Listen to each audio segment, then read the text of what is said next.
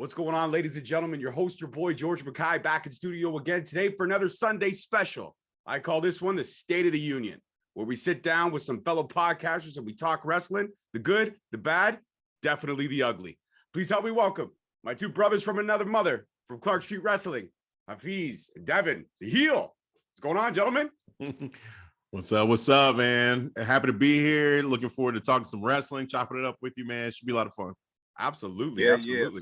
Yeah, same here, man. Excited to be here. Finally, the man of 1,000 interviews, man. I'm here face to face with the man. I'm just glad to be here.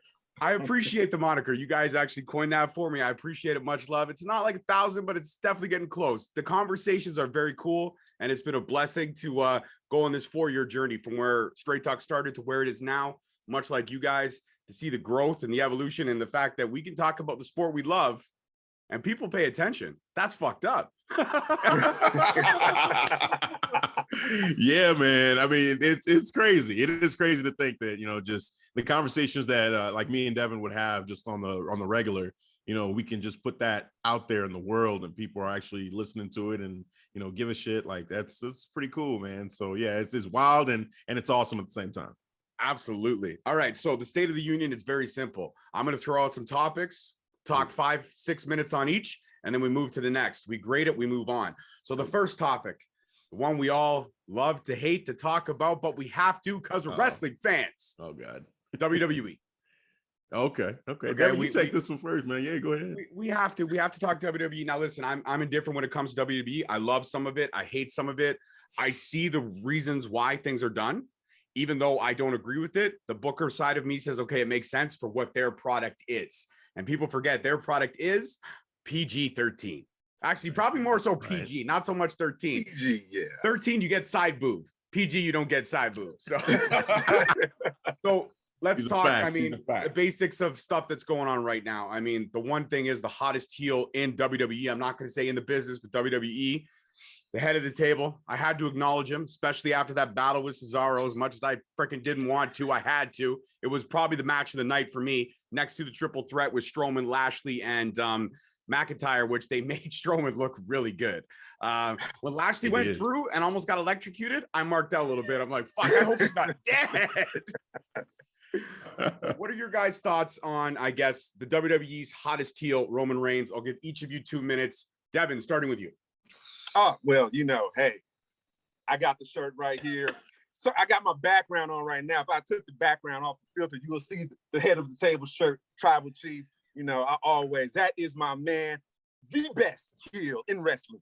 The best heel in wrestling. That's how I see it. But he's doing wonders, back-to-back wins, clean wins. Loved it that he did with Daniel Bryan. Kicked him out the wrestling game. Now you got to go look for a job somewhere else. Good for you. Now you took care of business, during that Walking Dead version of the pay-per-view that we called it from last night because we just recorded. But with Cesaro, it was beautiful, man. Just the storytelling of him breaking Cesaro down, wrestling. He out-wrestled Cesaro. And I love everything about that, So yeah, man, just Tribal Chief all the way. So that's an easy A right there. I mean, yes. Straight up easy. A+, extra credit. Wow, A+. All right, fine, A+, fine. I'm not going to debate you on it. You're my guest. I'm not going to correct you. Shed some light. Help the people understand, please. So, I'll say this, that, Roman Reigns, he is must-see TV. The storyline he has going on right now is definitely, when I tune into SmackDown, that's what I'm looking forward to. Between Raw and SmackDown, like Raw had been kind of hard to watch for a while there, but SmackDown was staying consistent, and Roman Reigns was a big part of that. So I do give him a lot of credit. As far as a heel goes, I think he is the best heel in the business for me right now as well. As far as face of the company, me and Devin went back and forth for a while there, because Devin was immediate anointing him the face of the company again, head of the table, his tribal chief, everything. Yes. And I'm trying to, bring some kind of other perspective. Like, wait a minute, hold on. What about Drew McIntyre? What about what they're doing here? And I think after the WrestleMania moment where he smashed, stacked, and pinned Daniel Bryan and Edge, that was the moment for me where I said, okay, we're back to him being the definitive face of the company, the guy, the guy for sure, over Drew McIntyre. who I still think they still have a lot of love for, but I think that definitely Roman is their guy. So overall, I mean, I hate to I hate to just give it to Devin like this, and just say, hey, like he's right. But on this day, it's hard to argue with what he's doing. That match he had with Cesaro was great. He beat him clean. And that was the thing I was looking for too. Like the whole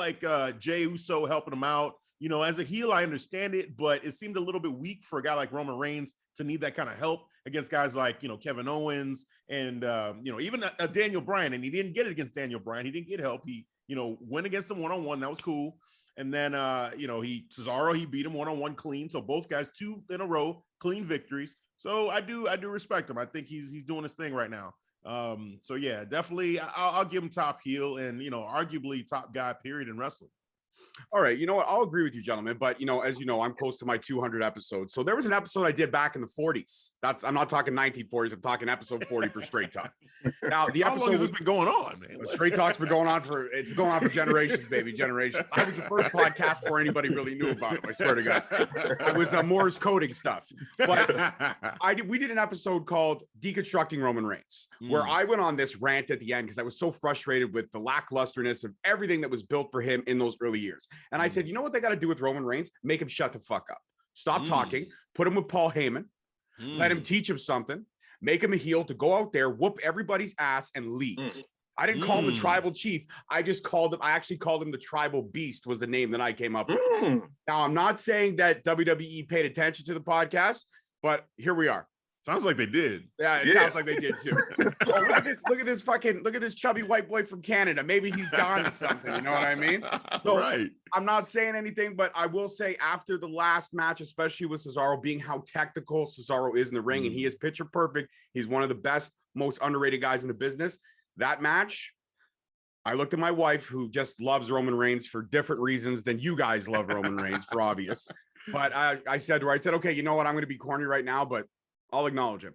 And I will say that he is the best thing going right now for SmackDown, but I also like that underlining storyline of the Usos getting frustrated. Yes. Nobody's bitch.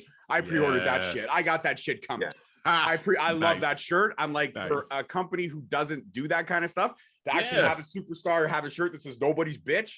Now kids are going to be wearing that like 2 words for you suck it. Hell yeah. I want to buy it for every kid and just start mailing it out incognito. Yes. Any parent that I knew as a child that now has kids, I want to incognito mail them the shirts and be like, yeah, I'm going to fucking corrupt your child. Look at me go. Watch me work. But honestly, it hands down was very unexpected for me to say I acknowledge him, but I do, and I appreciate what he's doing. Now moving on to a not so good subject is Raw. Raw is Raw. Bobby Lashley, the Hurt Business MVP. I loved everything about it. I think it ended way too soon. I think it was the decision by a writing team to end the Hurt Business the way they did. In my opinion, I predicted that when they ended it right before WrestleMania, Fastlane pay-per-view, I said they should mix it up, make it new, make it fresh. I was thinking bringing in Naomi. I was thinking bringing in, who else did I suggest? I suggested bringing in Ricochet because they haven't done fuck all with him, and he's probably one of the best high flyers they have. Right. I said mix it up, give me a Hurt Business 2.0, but let MVP mold some of the younger stars that need a little something. And then obviously from there, I was thinking maybe we get when Jay comes back, maybe Jay joins his wife in the Hurt Business, a little Samoan. But it didn't work out. It didn't pan out. Now, mind you, we all wanted to see something different. And when Bobby Lashley won the championship from Miz, which I again thought was stupid because you give the guy second Grand Slam championship and then you make him drop it the next night. Miz was the hottest thing Raw had going with that case, wondering when he was gonna cash it in. And then they drop it to Lashley, but Lashley's held down a great championship. Do you see Bobby Lashley going a full calendar year with this championship the way they're building him? No, I don't. I feel like, with Bobby, he's not being as booked as strongly as he was right before when he was the United States champion. He was booked stupid strong. Like this man was unstoppable. And even, as much as I love that match at WrestleMania Backlash, that moment where he tells Drew, he's like, hey, let's team up. It's kind of like, that's not the Bobby that he was before when he was just, just this like dominating, intimidating figure that's ragdolling guys like Riddle. I don't feel that from him right now. So I feel like we are kind of getting to a point where I wouldn't be surprised if he loses his next match. Like every match going in now, I feel like he could lose. You know, we joked about it, but you know, with our predictions, we both picked Bobby Lashley, but we both kind of wavered on it like immediately after. Like I have no idea. I'm starting to feel like this man might lose it, you know, at the show, even though I picked him. You know, like I would love to see him get at least to SummerSlam, but a full year, nah, I don't see it. I don't see it. It's hard. It's just the booking doesn't feel like it's there. I feel like they're, you know, eventually you're going to have somebody else. I mean, I don't think Kofi's going to be the guy to do it, but coming off of Raw, I wouldn't be shocked, you know, if they do decide, hey, you know what? Nah, let's give it to Kofi. That's another feel-good story. Let's go ahead and give him that second run, you know, or give it right back to Drew, you know, and put him back on the pedestal again. I don't know. I feel like then some stuff that Bobby said too. He said it's this title reign, it's a sprint. You know, it's he knows like he doesn't know how long he has left. Now, what does that sprint mean? Does it mean a couple months? Does it mean a full year? You know, because maybe it is. Maybe it's that full calendar year. Go to WrestleMania, drop it at Mania, boom, I'm done. I'll retire, whatever. It could be that. But you know, overall, my gut feeling right now is that I could see Roman making it to WrestleMania. I don't know if I see Bobby making it to WrestleMania. I would not put my money on that. All right, fair enough. Devin, what's your thoughts on that? Oh man, it's crazy because we was just on another podcast and we had the same discussion about, you know, do you think Bobby not hold it for a whole year, but actually a SummerSlam? I was real hesitant, you know, because just the way, to Hafiz's point, that just the way Bobby has been booked lately is totally up in the air. Like you don't know if he could possibly drop it anytime soon within before SummerSlam. So, you know, it's just sad now because he was booked stupid strong as United States champion. And then, you know, and the way he lost it was cool, was great. It was a strong loss. Like he didn't even get pinned, which was cool. And that transition into him getting that WWE title. And then when he got it, he just ragdolled Miz. I'm like, okay, yeah, I can see him definitely holding on to this belt. Let me get him a juicy run, at least till SummerSlam. And then, you know, then we figured out from there. But the Tribal Chief, most definitely he would keep it until past SummerSlam, all the way up to WrestleMania. Because I just put a post, I just put a little tidbit too. By the way, the longest Universal Champion who held the title was Brock Lesnar for 504 days. And best believe the Tribal Chief will surpass that. Oh, you think he's gonna break? Wow. Okay. Of course he will. I'm not going to deny that, but let's be honest. Brock Lesnar only defended the title 7 days. Right. That's by that. That wouldn't even really. Come on. Yeah. That's not a title reign. Listen, I was more of an active champion than he was with my plastic fucking toy belt. Okay, come on. Listen, this is the only way I see it working for the Tribal Chief, and it has to go this way. So let me give my booking mind a little shake. We all know I love to book. I like to book my storylines and my matches. So, Tribal Chief, you're right. He's going to go to WrestleMania, but he's going to have one opponent to face. And that opponent's my favorite man in wrestling right now, not because he's no longer just happy to be there. It's Big E. Big E is making moves. Big E is making eyes noticed. And here's the storyline, gentlemen. Here's how it goes. Stay with me. I'm going to teach and educate everyone a little something right now. WrestleMania or Royal Rumble. Boom. Big E. He's going to go. He's going to challenge Roman for the title. We're going to have mind games, going to have little things here and there. Maybe Big E brings some alliances. Maybe somehow they shake it up so where the New Day comes back and then the New Day starts fucking with the Tribal Chief and the Round Table.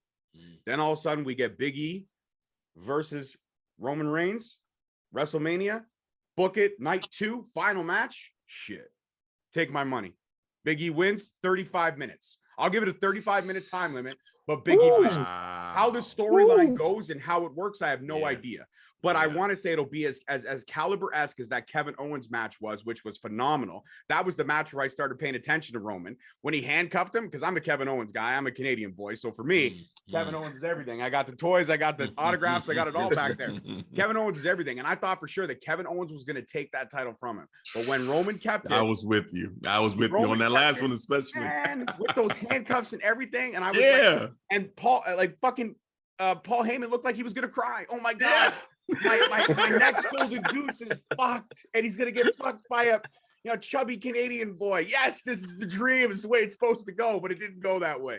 But still, Kevin Owens showed and proved in that match that he can hang with anybody, and he can also carry a match. I thought Kevin Owens carried that match. Not taking anything away from the Tribal Chief, Devin. I could see your eyebrows getting a little twisted. You can feel it. You can feel it. I feel the heat. I feel like I'm getting cheap heat right now, and I'm okay with it. I'm okay with it. But honestly and truly, Roman is going to surpass that reign for sure. But I think the only logical person to take him is the future of the business. Somebody who's never had a fair shake because bad booking, bad decisions. Let's be honest, gentlemen. We all remember where the New Day started. It was an incredibly bad racist idea. I don't care what anybody says. Let's put 3 men of color and pretend them to be preachers. Get the fuck out of here. The preacher thing. Yeah. Gosh, man. Yeah. Like it was just, and he came out with the cloth and he was doing the sermons, wiping his head. I'm like, dude, listen, Coming to America. I love the first one. We all remember the preacher, Ryan Johnson. Sex with chocolate. Like, we get it. But it was a bad idea, and it didn't work. But I like how Xavier Woods, Big E, and Kofi, they took it, they flipped it, they made it something fresh and something that everyone can get behind. Didn't matter race, creed, color, or religion. Yep. So that's my stance on that. Now let's move you to another point. I don't know how averse you guys are in the Forbidden Door. You know, I don't watch it as much, I'll be honest. You know, I do try to keep up with it a little bit, but let's see, man. Let's give it a shot. All right, so the Forbidden Door pretty much simply is this. It's a door that apparently only Tony Khan could open. No, incorrect. ROH opened that door years ago. New Japan opened that door years ago. Impact Wrestling opened that door years ago. Tony Khan, from his fucking armchair, now mind you, it's a leather armchair and it's got like 27 massagers because he's rich as fuck, but he did not have the keys to unlock the Forbidden Door. However, it has been utilized that way now. The fact is that nobody remembers, and Nick Aldis reminded me of this, without ROH backing All Out, the first pay-per-view that they did, which showed Tony Khan what AEW could be, it would have never happened. But everybody forgets ROH was the one that backed that entire fucking pay-per-view. Nobody remembers ROH in that event at all, but they were there.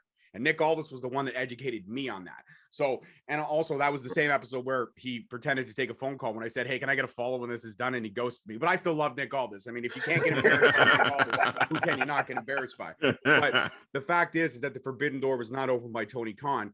But let's just look at Tony Khan as a person, as a booker. He's gone on podcast after podcast after podcast lately saying how great he is. And all this stuff wouldn't have happened without him.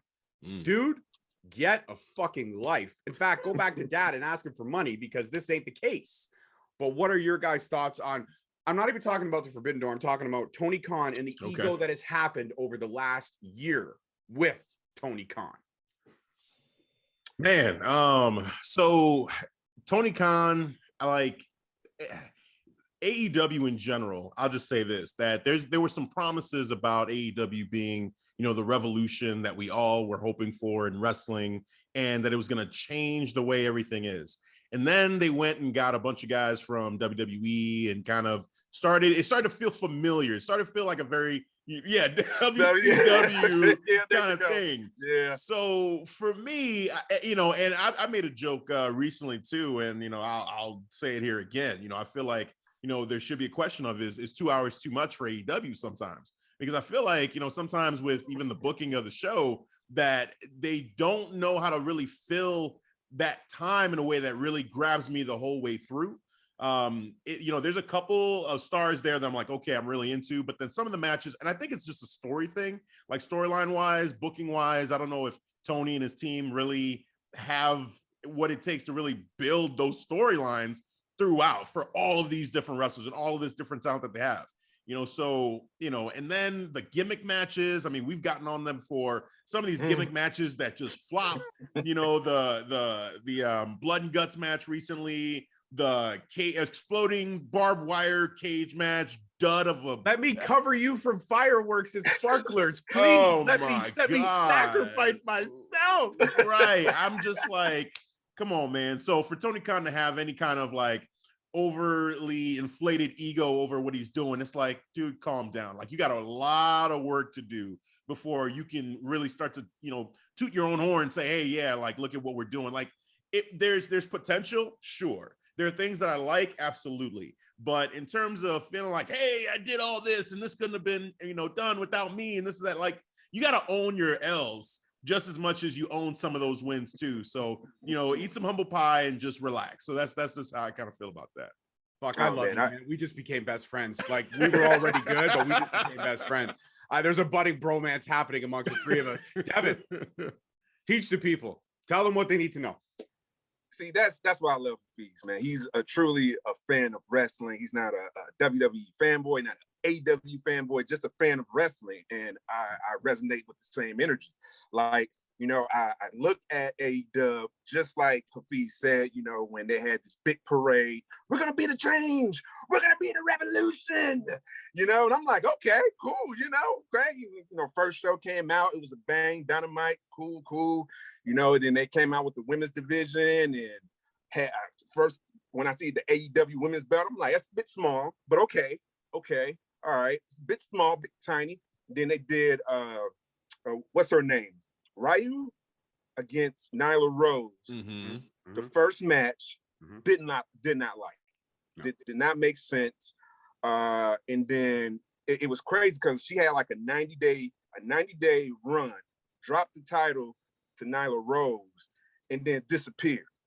It's crazy because it's like the last champions to hold, but even before Sheeta, you had Nyla Rose, and when she had the belt, she dropped it, she disappeared, you know, and she popped up in the women's tournament. So I'm just like, the booking for the women's is all over the place. The booking for some of the tag teams is a bit, I don't get the booking because even for the main event, what was the Young Bucks against the Varsity Blondes? I even talked about this on the last episode with Hafiz. I thought it was lackluster because they didn't give the proper build for the Varsity Blondes. All they did was just have their wins on their lesser shows, on the YouTube shows that the casual fans are not paying attention to. Like, I don't watch AEW Elevation all the time or Dark all the time. There's so much wrestling content out there that I don't have the time and day just to watch all of that. But I could watch the main shows, and I think if they, you know, put their focus on the main show instead of, you know, building on these lesser shows, I think they'll have a better product right now. Absolutely. I agree with you. When I did the State of the Union last year, I did it with another good brother, another good podcaster brother of mine, Kofi Wheatston from the Dirty Heels. We sat down and we did the State of the Union. And the words of the day for both of us was oversaturated roster. They built up too many people too quick, and all of a sudden it's like, this is the way I picture Dynamite and Dark working. Okay, we got to get a storyline. Okay, everybody line up in a tunnel. Okay. Orange Cassidy just won. Miro, where's Miro? Go! And it's just right. It's like okay, and then he's coming out like Ethan Page. Ethan Page had a great time and Impact, great Canadian guy, great Canadian talent, and all of a sudden he's coming out beefing with Darby, saying, "Darby, we had a 7-year beef." What are you talking about? What happened? Where did that come from? Where did this come from? Where's the background story for this? Yeah, exactly. Where it's like, maybe if you said, you know, I've never had a chance or an opportunity to face Darby Allin. Darby Allin was supposed to come and he couldn't get border clearance. That makes fucking sense. But to say, I've had 7-year beef with you. Why? Because he stole your fries or maybe stole your girlfriend at a sock hop? Like, what the fuck's happening right now? What happened? Explain. It's the booking like that makes my head scratch. And then I look at all the smaller guys. Like, I mean, I don't know how versed you guys are in MLW, but I look at MLW and I call Court Bauer the Mad Genius. I even have a side podcast called MLW Rewind where we talk about MLW all the time. Court Bauer is one of the best bookers in the business, but you wouldn't know about it because he didn't have that exposure. Now with the Vice TV deal, it'll be more exposure for him. Same thing with Impact. Impact has some great storylines of booking. They're classic old school storylines, and you wouldn't know. You wouldn't know. But unless you're, if you're an AEW, you know, fanboy, you're like, oh, Kenny Omega's going to be on Impact. I got to watch. Also, I didn't know. I thought Impact was dead. No, asshole. Impact's been around. You just got to shut up and pay the fuck attention. If you're a wrestling fan, you got to sprinkle a little bit of love across every platform. And that's what we are. We are wrestling fans that sprinkle a little bit of love. We're also overeducated wrestling fans. We know too much for our own fucking good. And sometimes as a wrestling fan, to know too much, you get frustrated. Look at all of us. You're bald. My hair's thinning. And it's because of the stress of being a fucking wrestling fan. Personal choice, by the way. Personal choice. Not mine, man. I said, you know what? It's time to go home. Like, as I was going, I had to go. Right? You guys can pull it off. I can't. I have to have hair. Hair's all I can cling to. Okay, it's all I got left. But that's what I mean. These armchair bookers, these fanboys, they don't pay attention to the whole business. It's either And you know what? The one thing I'll say about WWE that's been classy, AEW takes shots at WWE every single fucking time. Yes. Yep. Even when Mandy Rose fell at WrestleMania, Tony Khan was like, for the safety of my wrestlers, I put out a carpet. Dude, shut the fuck up. What? I missed that. Oh, hell I didn't no. know about that. Holy shit. Yeah, he did. When Mandy Wow. Rose slipped, he tweeted, he's like, when it's raining and the weather is abrupt, I came to a decision that we had to put the carpet around the ring, and that's made it safer for my employees. Go back to dad, get another $1,000 and buy yourself 3 Asian hookers. Okay, just shut the fuck up. But WWE has done nothing. So what does that tell you? Those who walk quietly are the ones that are making moves. Now, does Vince McMahon lost everything he's supposed to in the game? 100%. I'm not debating any of that. Vince McMahon has lost it. But there is one bright spot. And that's my man from day one, Terra Rising. Okay. Terra fucking Rising. I was a fan. When he was curtsying, I was a fan. I curtsy too. And if you were a fan, you both curtsy too. You don't have to fucking admit it, but you did. Triple H. He's got the mind. He's the second coming. He's got the mind for the business. What he's done with NXT. Look at Stand and Deliver. 2 nights of just amazingness. And how many title changes? Almost every fucking championship changed hands at that pay-per-view. And that's what you want as a fan. That is what you want as a fan. The talent that he's built up. But see, here's the problem. He builds up these amazing talents like Bianca Belair, like Sasha Banks. I'm pro women's wrestling. You gentlemen know that. Yes. You watch my show. Yes. I'm all about the women because I'm a proud girl dad and I want my girls to look up to heroes. Same here. You know what I mean? And he builds them up and then he goes to Vince. Here, look what I've hand delivered you gold. And Vince goes, let's make her from the streets, or let's call these 2 guys street profits and give them plastic cups. You racist old son of a bitch. What is wrong with you? And that's the frustrating part. But so here we go, gentlemen. Thoughts on Triple H. We have a lot of time, so we got about 15 minutes. Thoughts on Triple H. I'll let everybody go. That's my rant. Triple H is the one that's going to save the company when Vince McMahon dies. And if Vince McMahon, and I'm not saying I want Vince McMahon to die. Listen, we're all fans because of Vince McMahon. No matter what anybody says, there wouldn't be an AEW. He introduced us to wrestling. Yeah, respect for that. Absolutely. There wouldn't be an AEW. There wouldn't be an MLW. There wouldn't be an Impact. There wouldn't be any of these promotions because Vince McMahon created this business. And then from there, people said, well, I could do it better. Maybe you can. Or maybe you can just bitch about a carpet because some blonde bimbo that nobody gives a fuck about slips on the ramp. But anyways, Devin, I'll start with you. Your thoughts on Triple H, on NXT as a whole, and what they're doing there, and the fact that they are now their own entity, which is great. They're no longer the developmental program. They are next. Huh? You like that, eh? Oh, yeah. I caught that. I beat that. We always say they are truly, NXT is the gold standard, and they truly are because the stories are on point. The wrestling is on point. The way they develop their rosters, when they introduce like a rookie and you see the development through NXT as they're building, like for example, Zoe Starks, how she just came in and now they're giving her a nice little build. Now she had that fucking match with Tony Storm and whatever that move she did. Oh my God. I'm still talking about that, man. It makes you want to have a cigarette after having perfect sex. You just sit there and go, that was poetry.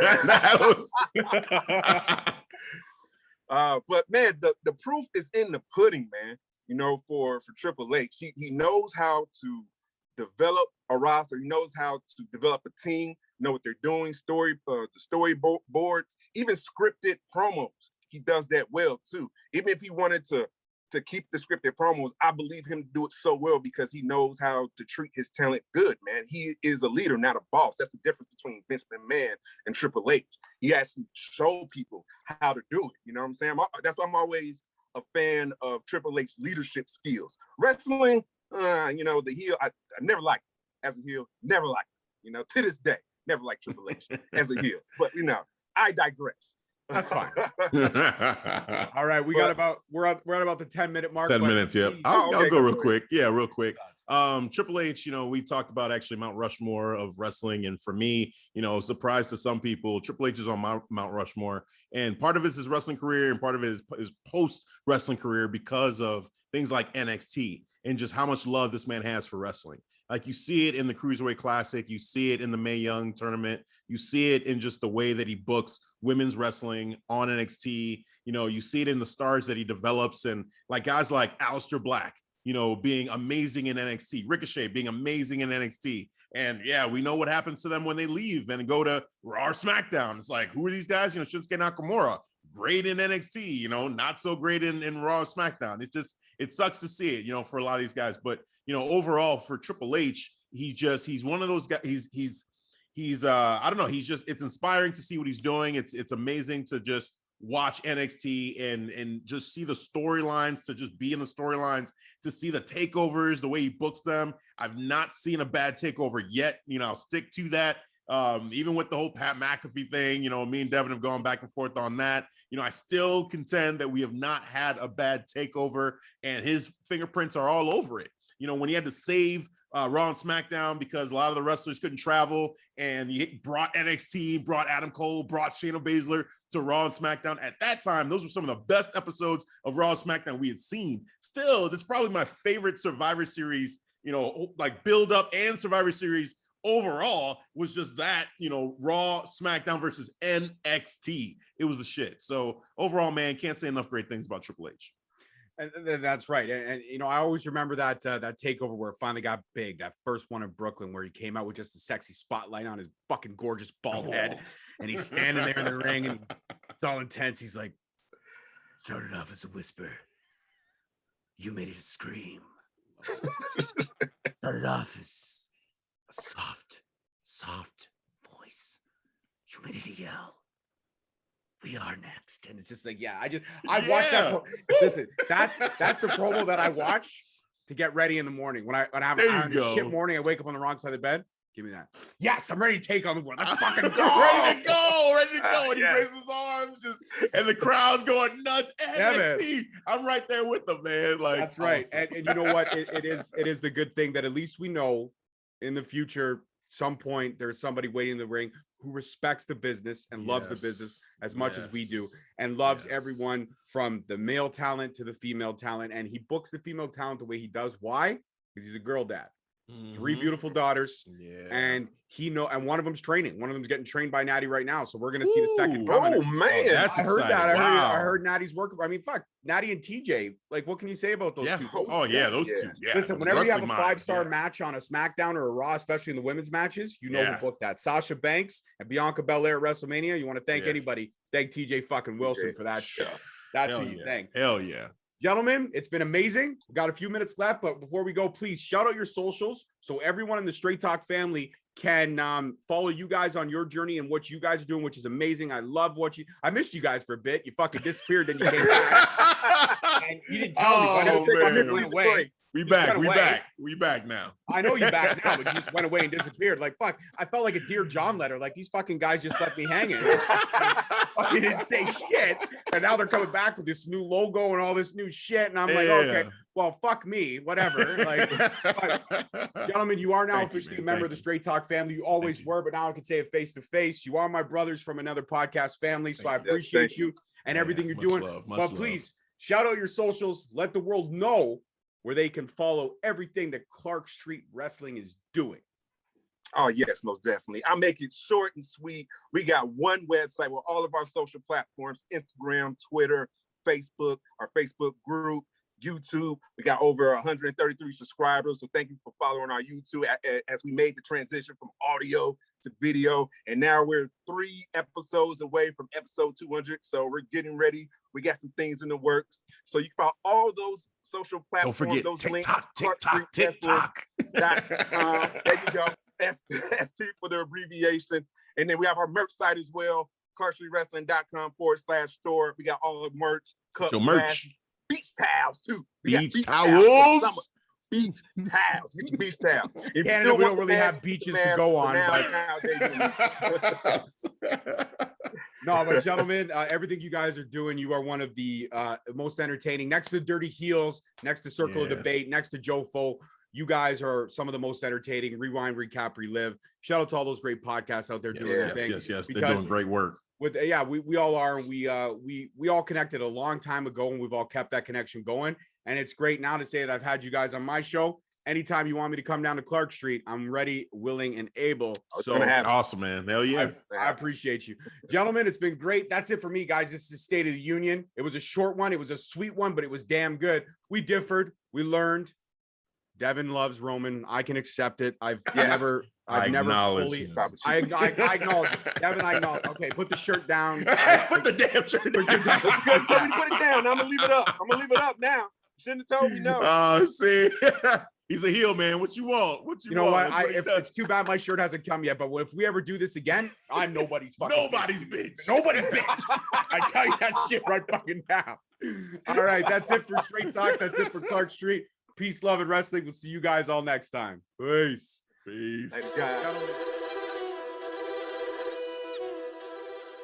Thank you so much for listening. Don't forget to tune in next week for another great episode on all available podcast platforms and hosted on Podbean. Also, check us out on YouTube at Straight Talk Wrestling, on Instagram at Straight Talk Wrestling, on Facebook at Straight Talk Wrestling, and on Twitter at _Straight Talk. And if you feel the need to buy some sweet merch, check us out on ProWrestlingTees.com. Leaving the scene with no trace, not in my league. You out of place. I'm not at the top, I'm outer space. Can't eat with us, we're out of place. I'm doing fine.